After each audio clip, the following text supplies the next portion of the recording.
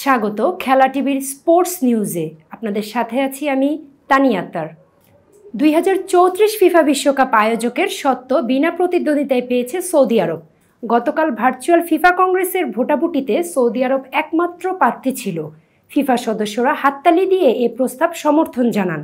তবে এ নিয়ে সমালোচনা থেমে নেই। হিউম্যান রাইটস ওয়াচ ও অ্যামনেস্টি ইন্টারন্যাশনালের মতে মানবাধিকার সংস্থাগুলো সৌদির মানবাধিকার লঙ্ঘনের বিষয়গুলো তুলে ধরে ফিফার সিদ্ধান্তকে বিপজ্জনক বলে আখ্যা দিয়েছে। বিশ্বকাপ আয়োজনের নিয়ম অনুযায়ী কোনো মহাদেশ টানা দুইবার বিশ্বকাপ আয়োজন করতে পারে না।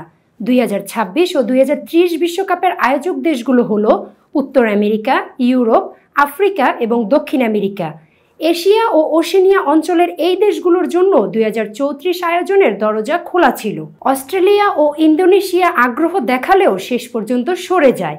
ফলে সৌদি আরব একমাত্র প্রার্থী হিসেবে সুযোগটি পায়। তবে অনেকেই মনে করেন ফিফার অভ্যন্তরীণ রাজনীতি ও সৌদির অর্থনৈতিক প্রভাব এতে বড় ভূমিকা রেখেছে।